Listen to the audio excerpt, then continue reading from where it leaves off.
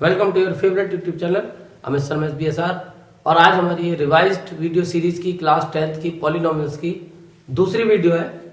और इस वीडियो में हम बात करेंगे इस चैप्टर के हीरो यानी कि जीरो के बारे में। अब जो जीरो है वो हमने क्लास 9th में पहली बार पढ़ा था और हमको ये पता है कि a real number k is said to be the zero of polynomial px। हम एक ऐसे रियल नंबर k को किसी पॉलिनोमियल का सपोज px का जीरो बोल सकते हैं इफ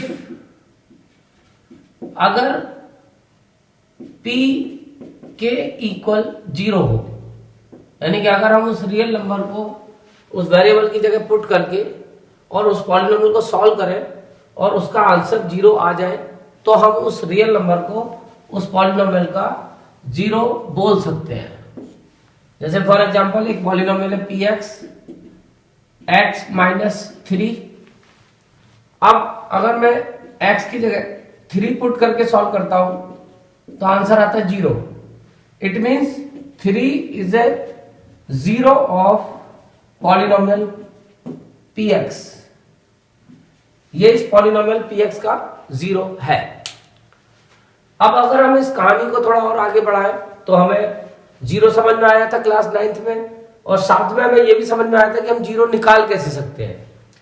जैसे सपोज हमारे पास एक पॉलिनोमियल है px is equal to 2x plus 3 और हमें इसका जीरो फाइंड करना है।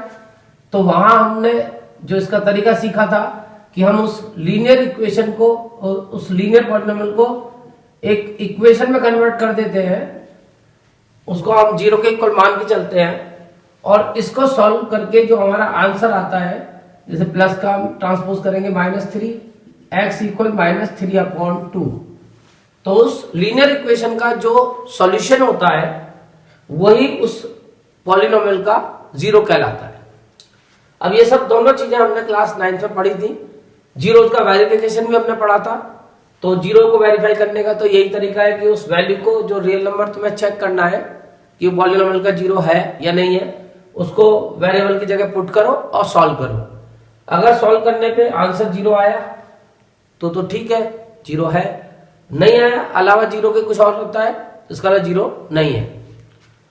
अब अगर हम देखें तो वहां हमारे पास 9th क्लास में एक क्वेश्चन हुआ करता था, उसमें हमारे पास एक क्वाड्रेटिक पॉलिनोमियल हुआ करता था।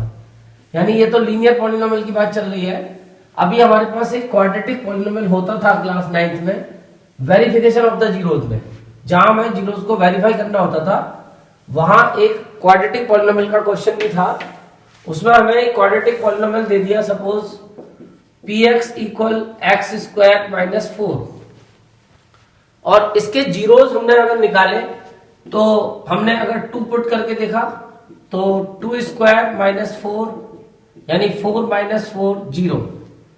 और अगर हमने -2 पुट करके देखा तो -2² - 4 माइनस का स्क्वायर, अगर माइनस के ऊपर इवन नंबर है तो प्लस का साइन आएगा, 2 का स्क्वायर यानी कि 4 - 4 0। तो इसका मतलब वो जो लीनियर पॉलिनोमियल था उसका एक जीरो था। और अब ये जो क्वाड्रेटिक पॉलिनोमियल है, मैंने कोशिश की तो इसके मैंने 2 जीरो निकाल लिए, यानी कि 2 and -2 are the zeros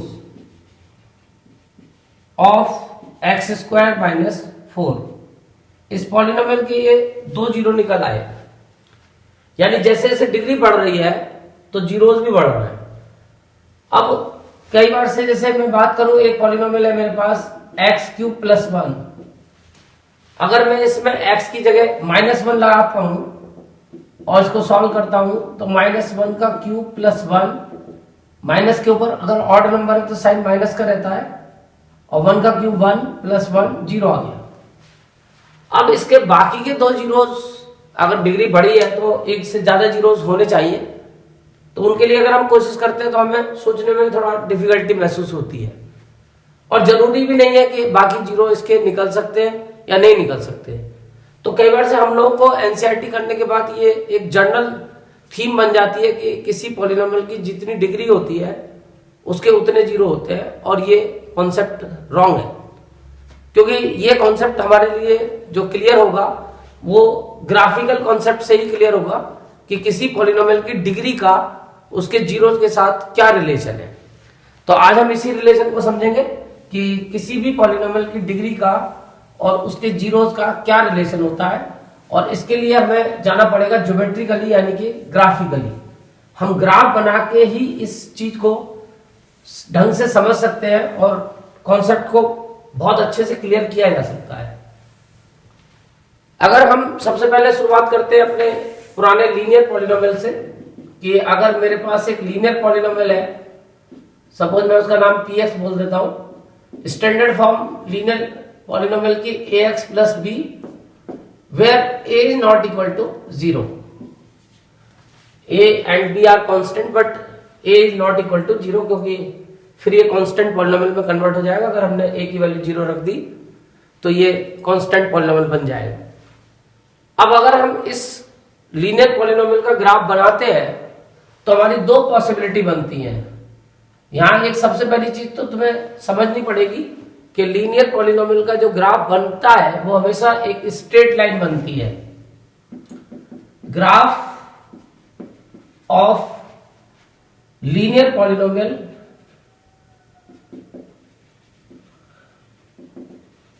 is a straight line, यानी किसी भी लीनियर पॉलिनोमियल का ग्राफ की जो शेप बनेगी वो एक स्ट्रेट लाइन बनेगी।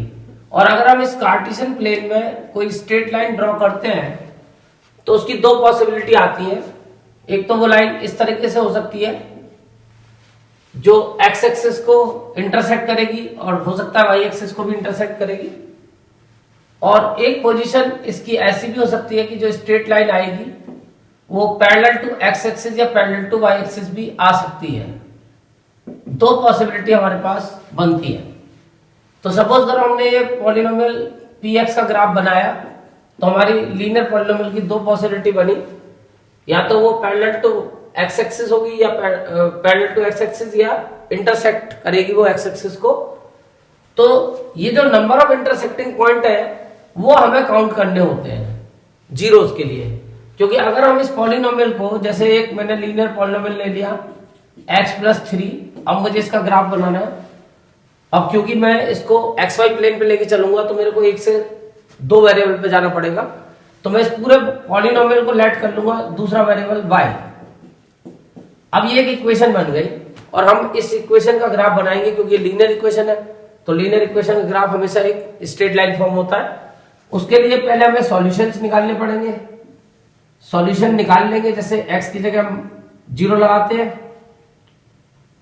x की जगह 0 लगा के इसको सॉल्व करते हैं तो y की वैल्यू आती है 3, x 0 y 3।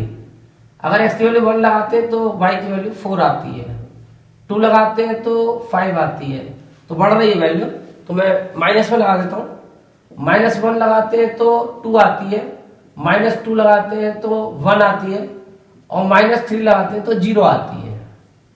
बस अब हमें दिख गया होगा कि x की -3 वैल्यू लगाने पे पॉलिनोमियल 0 हो रहा है। तो इसका मतलब जहां y 0 हो जाएगा उस केस में जो x की वैल्यू होगी वही हमारा 0 कहलाएगा। तो ये चीज हम ग्राफ से आसानी से निकाल सकते हैं, क्योंकि x एक्सिस पे कोई भी जो कोऑर्डिनेट होता है उसकी फॉर्म होती है x 0। ये तो मैं 9th क्लास में पढ़ाया था कि y की वैल्यू हमेशा x एक्सिस पे 0 रहती है, और हमें इस y को ही 0 करना है। y का मतलब x प्लस 3। अगर हम x प्लस 3 को 0 कर देते हैं तो वही रियल नंबर 0 कहलाता है। तो जिस वैल्यू पे x की ये y 0 हो रहा है वही इस पॉलिनोमियल का 0 हो जाएगा। तो हम आसानी से निकाल सकते हैं ग्राफ बना के।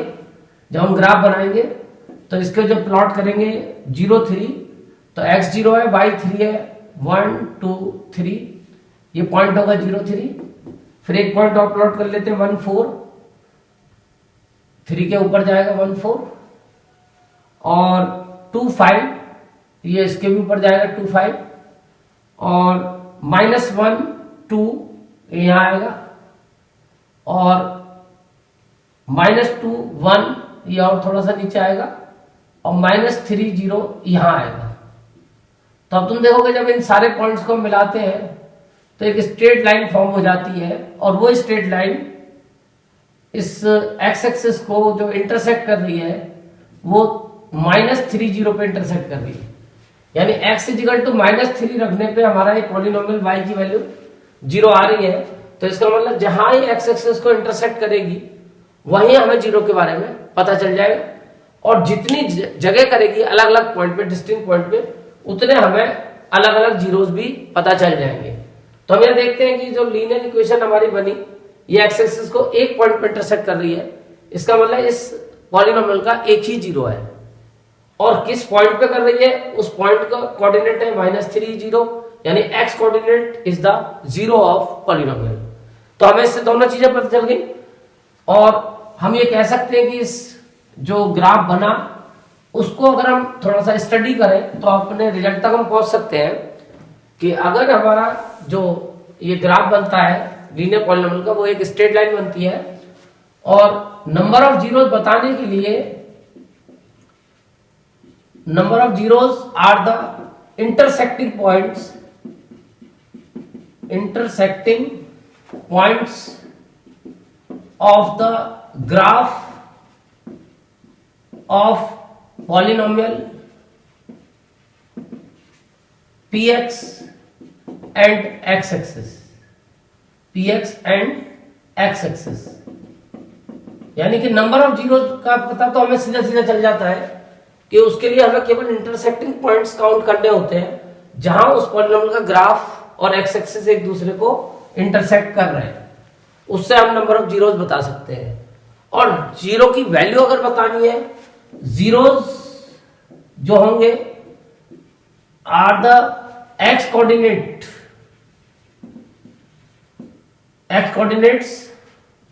अलग अलग कई सारे पॉइंट्स भी हो सकते हैं, x coordinates of the intersecting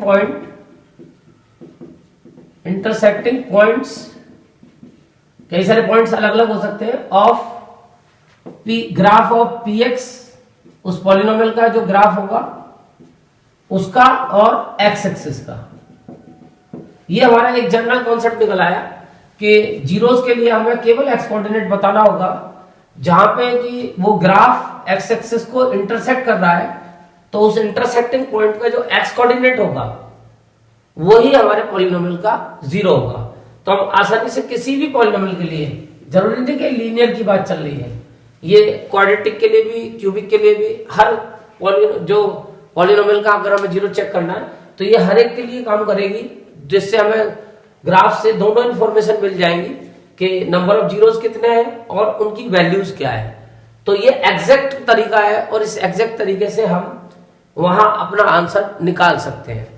अब मैं जैसे बात करूंगा इसके बाद क्वाड्रेटिक पॉलिनोमियल की, तो क्वाड्रेटिक पॉलिनोमियल भी हमारे लिए इंपॉर्टेंट है। दोनों लीनियर क्वाड्रेटिक के बारे में हमें एनसीईआरटी में दिया हुआ है, तो हमें वो क्वाड्रेटिक पॉलिनोमियल का केस, जो इस साल ये सीबीएसई ने केस स्टडी बेस्ड क्वेश्चन दिया है अपने सैंपल पेपर में भी और एक्स्ट्रा सैंपल पेपर्स में भी, वो सारे सैंपल पेपर के केस स्टडी बेस्ड क्वेश्चन इसी कॉन्सेप्ट पे बेस्ड है। इसीलिए मैं इस वीडियो को रिवाइज कर रहा हूं, जिससे कि जो पुरानी 10th के बच्चे हैं वो भी इसको देख सकते हैं।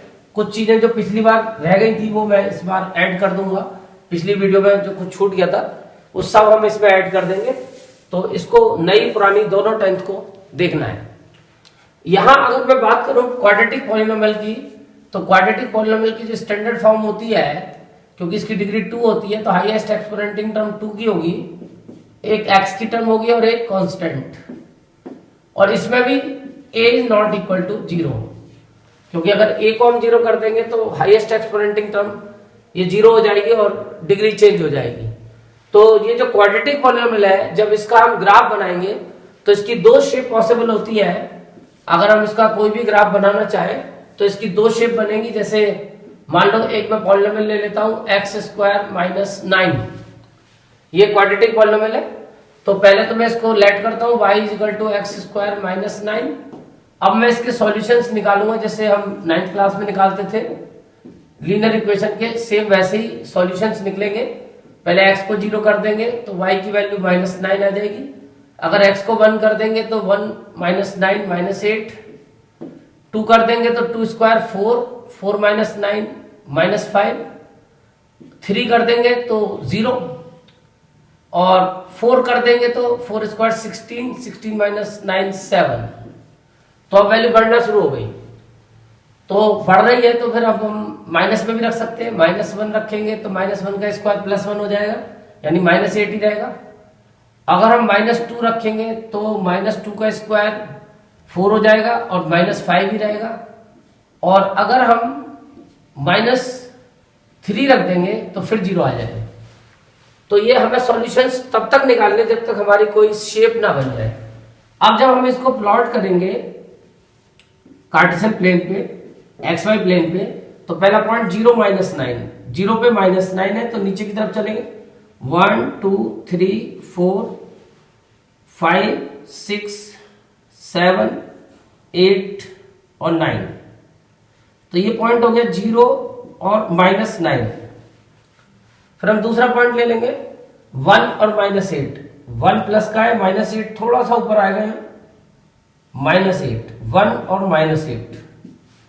तीसरा पॉइंट है 2 -5, 2 यहाँ है, -5 थोड़ा और ऊपर आएगा, 1 2 3 4 5, अंदाज से यहाँ आएगा 2 और -5। इसके बाद 3 0, तो 3 0 तो यहीं रहेगा, ये 3 0 होगा। और उसके बाद 4 और 7, तो 4 यहाँ आएगा और 7 ऊपर जाएगा, काउंटिंग करेंगे तो लगभग यहाँ आ जाएगा 4 7। और -1 -8, -1 ये है, -8 यहाँ आएगा नीचे, इसके सामने आएगा, -1 -8। इसके बाद फिर -2 -5, तो -2 यहाँ है और -5 इसके सामने आएगा, -2 -5। इसके बाद -3 0, वो यहाँ आ जाएगा, ये होगा -3 0।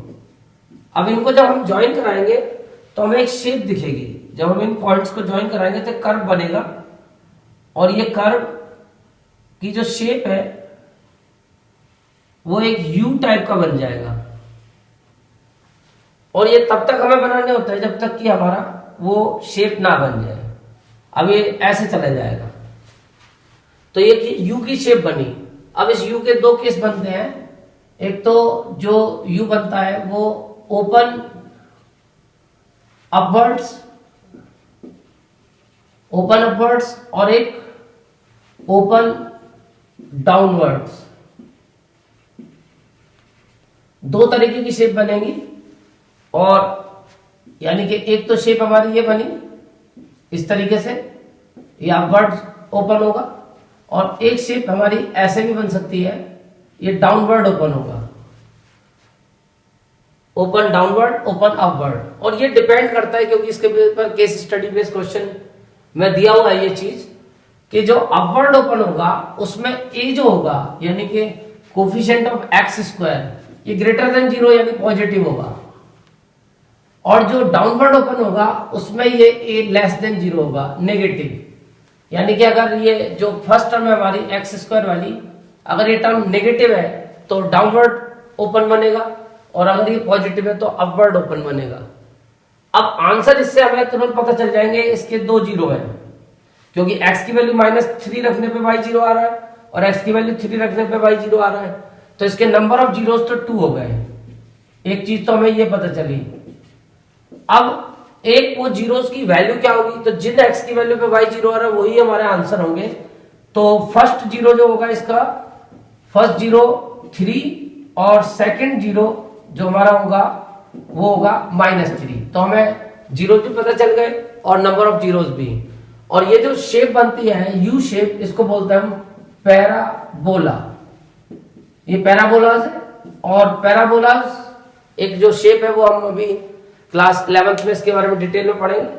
फिलहाल ये एमसीक्यू बेस्ड क्वेश्चन में भी, जो केस स्टडी बेस्ड के क्वेश्चन है उनमें ये क्वेश्चन में शेप का नाम भी पूछा जाता है, और ये भी पूछा जाता है कि ये अपवर्ड्स ओपन और डाउनवर्ड ओपन किस केस में बनते हैं। तो ये दो बातें तुम अपनी ध्यान रखोगे। तो मेरे को उम्मीद है कि अब तुम्हें ये ग्राफ का कॉन्सेप्ट समझ में आ गया होगा। लेकिन इसकी जो समरी होती है, क्योंकि अभी तुम इसमें देखोगे तो ये क्वाड्रेटिक पॉलिनोमियल की भी कई सारे केसेस बन जाते हैं। जब तुम डिफरेंट पॉलिनोमियल लेके ग्राफ बनाओगे तो कई सारी पॉसिबिलिटीज बनती हैं और कम से कम 3 पॉसिबिलिटी तो पॉसिबल है ही। जैसे वहां लीनियर में 2 पॉसिबिलिटी थी, एक केस था कि जहां एक्स एक्सिस को इंटरसेक्ट किया, बट एक केस था जहां एक्स एक्सिस को इंटरसेक्ट नहीं किया लीनियर में। तो ऐसे ही क्वाड्रेटिक में भी हमारे पास एक केस बनेगा, फर्स्ट केस, उसमें जो है जो हम ग्राफ बनाएंगे तो जो पैराबोला बनेगा वो इस तरह का नॉर्मल पैराबोला बनेगा जो एक्स एक्सिस को 2 पॉइंट पे इंटरसेक्ट करेगा। ये एक्स है, ये वाई है, ये 2 जगह इंटरसेक्ट करेगा। तो इस केस में नंबर ऑफ जीरो जो होंगे वो होंगे 2, इसमें 2 जीरो होंगे। और दूसरा केस बनेगा जहां पैराबोला उस एक्स एक्सिस को 2 जगह इंटरसेक्ट ना करके एक ही जगह टच करता हुआ जाएगा। तो एल्जेब्रिकली तो तुम्हें 2 जीरो मिलेंगे क्योंकि इसमें जीरोस की वैल्यू सेम होती है, अल्फा बीटा दोनों सेम होते हैं। बट यहां तुम ज्योमेट्रिकली उसको 1 जीरो ही लिखोगे, ऑप्शन में 1 जीरो ही लिखोगे, 1 जीरो होगा। और एक केस तीसरा इसमें अभी पॉसिबल है कि वो जो पैराबोला बने वो एक्स को टच ही ना करे, वो ऊपर ऊपर रह जाए। तो इस केस में नो जीरो। तो अब तुम समझ गए होगे कि तुम्हारी जो कहानी है वो जीरो की डिग्री की जो कनेक्शन है वो तुम्हें दिख रही होगी कि भले ये भी क्वाड्रेटिक पॉलिनोमियल का ग्राफ है, ये भी क्वाड्रेटिक का, ये भी क्वाड्रेटिक का है, बट इसमें नो जीरो आ रहा है, यानी 2 डिग्री है बट जीरो नहीं है। यहाँ पे 1 जीरो आ रहा है, डिग्री 2 है बट 1 ही जीरो आ रहा है, यहाँ डिग्री 2 है और 2 ही जीरो आ रहा है। तो इन जनरल हम ये कह सकते हैं कि ए पॉलिनोमियल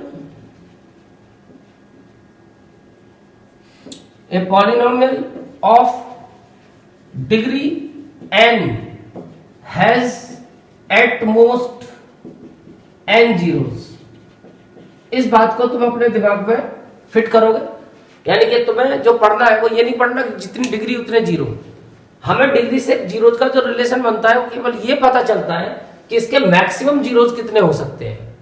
तो किसी भी पॉलिनोमियल की जितनी डिग्री होती है उसके मैक्सिमम उतने जीरो होते हैं, यानी उससे ज्यादा नहीं हो सकते। तो डिग्री से हमें केवल इतना पता चलेगा, जैसे क्वाड्रेटिक पॉलिनोमियल है और इसकी डिग्री 2 है, तो हमें ये पता चलेगा कि इसके 2 से ज्यादा जीरो नहीं हो सकते। 2 से कम कितने भी हो सकते हैं, 2 भी हो सकता है, 1 भी हो सकता है और नो जीरो भी हो सकता है। अगर पॉलिनोमियल की डिग्री 1 है तो ये नहीं कि 1 जीरो होगा ही होगा, वो 1 भी हो सकता है और 1 से कम यानी कि नो जीरो भी हो सकता है। अगर डिग्री 3 है तो उसके 3 जीरो से ज्यादा नहीं हो सकते, 3 से कम हो सकते हैं, 3 जीरो भी हो सकते हैं, 2 जीरो भी हो सकते हैं, 1 जीरो भी हो सकता है। लेकिन हाँ, नो जीरो का केस क्वाड्रेटिक में, क्यूबिक में नहीं बन पाता, क्योंकि उसका रीजन है जब हम क्यूबिक की शेप बना के दिखाता हूं मैं तुम्हें कि क्यूबिक पॉलिनोमियल का जब ग्राफ बनेगा तो उसकी शेप जो होती है वो इस तरीके की बनती है। ये तो स्टैंडर्ड हो गया, 3 जीरो वाला केस हो गया, ये 3 जगह इंटरसेक्ट कर रहा है यानी 3 जीरोस। और ऐसा भी केस बन सकता है 2 जीरो का भी बन सकता है, या एक यहां हो गया एक यहां हो गया, ये 2 जीरो का केस हो गया, 2 जीरोस। अब तुम्हें दिख गया होगा कि डिग्री 3 है बट जीरो 2 ही आ रहा है। एक केस ये भी हो सकता है, इस तरह का भी केस हो सकता है, 1 जीरो। इसमें क्यूबिक का ग्राफ है बट जीरो 1 ही आ रहा है। या फिर इसको मैं बना के दिखाऊं तो ऐसे ही बन सकता है, ये ऐसे ही बन सकता है। तो एक जगह जरूर इंटरसेक्ट करेगा, क्योंकि ये कहीं ना कहीं डाउनवर्ड तो निकलेगा सीधा, ये स्ट्रेट लाइन में नहीं जाएगा। जब क्यूबिक है तो ये टर्न जरूर आएगा। ऐसे ही ये टर्न बढ़ते चले जाते हैं। अगर ये डिग्री 4 है तो ये टर्न एक बार फिर वापस आएगा, अगर डिग्री 5 है तो एक बार फिर ये नीचे आएगा, अगर डिग्री 6 है तो फिर ये ऊपर जाएगा। तो इस तरह से तुम समझ रहे होगे, ये जैसे उसमें अल्टरनेटिव करंट की जो फ्रीक्वेंसी, जो इलेक्ट्रिसिटी में ग्राफ बनाते हैं अल्टरनेटिव करंट का, वो इस तरह से जो चलती रहती है वो वाली केस बन रही है। ये इस तरह से टर्न बढ़ते रहेंगे। एक डिग्री में ये सीधा चल रहा है, लेकिन दूसरी डिग्री आगे तो एक टर्न आ जाएगा, फिर तीसरी डिग्री आगे तो एक टर्न और आ जाएगा, फिर चौथी डिग्री आगे तो एक टर्न और आ जाएगा। जैसे डिग्री बढ़ेगी नंबर ऑफ टर्न्स बढ़ते चले जाएंगे। तो कुल मिला के मैक्सिमम हमें जो डिग्री से पता चलता है वो मैक्सिमम नंबर ऑफ जीरोस का पता चल जाता है। मिनिमम कुछ भी हो सकता है, नो जीरो का भी केस बन जाते हैं, और डिग्री के इक्वल कभी जीरो नहीं होते। अब जो इसकी एक्सरसाइज 2.1 है वो बहुत सिंपल है। उसमें केवल तुम्हें एक चीज बतानी है, कुछ ग्राफ दिए हैं उसमें, और केवल तुम्हें वहां जीरोस के नंबर बताने कि कितने जीरोस हैं। तो मैं इसके कुछ तुम्हें बता देता हूं, जैसे एक ये ग्राफ दिया हुआ पहला वाला केस, एक ये ग्राफ दिया हुआ है दूसरा वाला केस, ये दिया हुआ है, और एक ये ग्राफ दिया हुआ है तीसरा केस। इसमें इस तरह की एक शेप दी हुई है, और एक ये ग्राफ दिया हुआ है, इस तरीके का एक ग्राफ दिया हुआ है, और एक ग्राफ ये दिया हुआ है इस तरीके का, ये टर्न और आ रहा है, और एक ग्राफ ये इस तरीके का दिया हुआ है, ये यहां आ रहा है, टच कर रहा है सिनिक, फिर ये ऊपर जा रहा है, फिर ये नीचे आ रहा है, और फिर ये टच कर रहा है, फिर ये ऊपर जा रहा है। तो इस तरीके के तुम्हारे पास केसेस दिए हुए हैं।